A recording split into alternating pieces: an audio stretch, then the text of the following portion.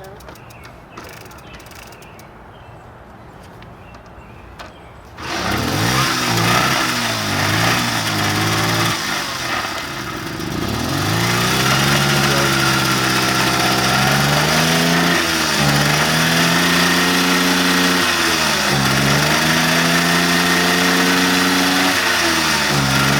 It's alive!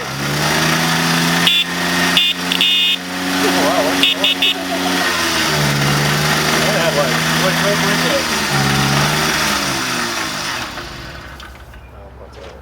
wow, whoa! Nice. Holy moly, it fired right up! Yeah, actually. That's incredible! Alright, so this was just a really quick hack job here to get this running. Until I clean out the tank, made a nice little beautiful hey how you doing right here. I got all the parts from my Puch Maxi on here, the exhaust pipe and carburetor and the original air box. So real quick, I'm here at my house, an event I like to call Moped Sunday. My friend Aqua's brought her JCPenney Pinto over, which is in phenomenal shape. We're doing a de-rusting job on the Benz moped, which was featured in the video A Puch in Pieces.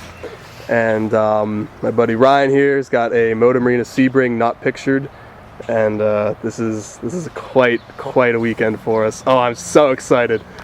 So yeah, there you have it. In that part of the video, that was actually the first time we tried to kick it over. I mean, on the second kick, this thing came to life, which was pretty cool. A lot of stuff on this bike is temporary. I went ahead and put a used tube and tire on there. This one actually, the front tire, this might be kind of cool, I thought. I think this might have been the original tube. It's the Continental Extra Prima, made in Germany. Ooh, fancy, fancy. It had a small hole right there. So you may remember a little while ago I had the cylinder off to look at the piston. Both of those looked great. There wasn't any scoring or really anything bad to see. So I'll put that all back together, put a new spark plug in there, fill it up with some fresh Type F. And I moved the carburetor, just the 12 Bing that I had on the my blue Puch Maxi, and that seemed to be a pretty good fit.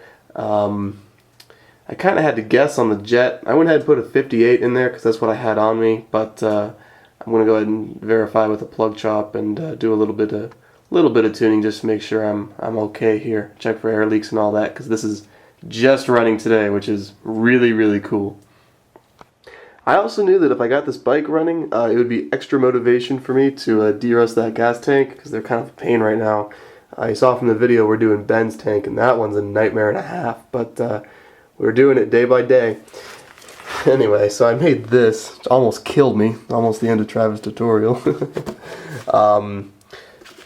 Basically, I noticed that the top of this bottle of rubbing alcohol fit up really well with 3/16 fuel line.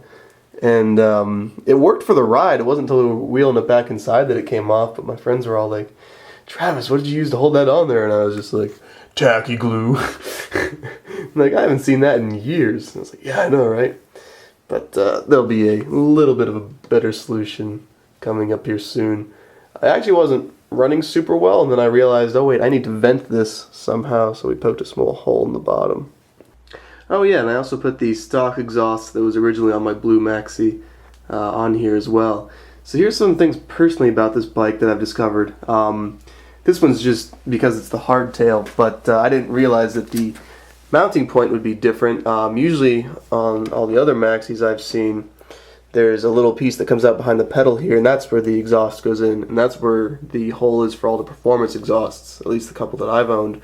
Went ahead and put the seat off the blue Puch on there as well. I'm not crazy about this guy right here, this got about seat. I don't know, just something about it. I don't like it that much, but this guy's always good.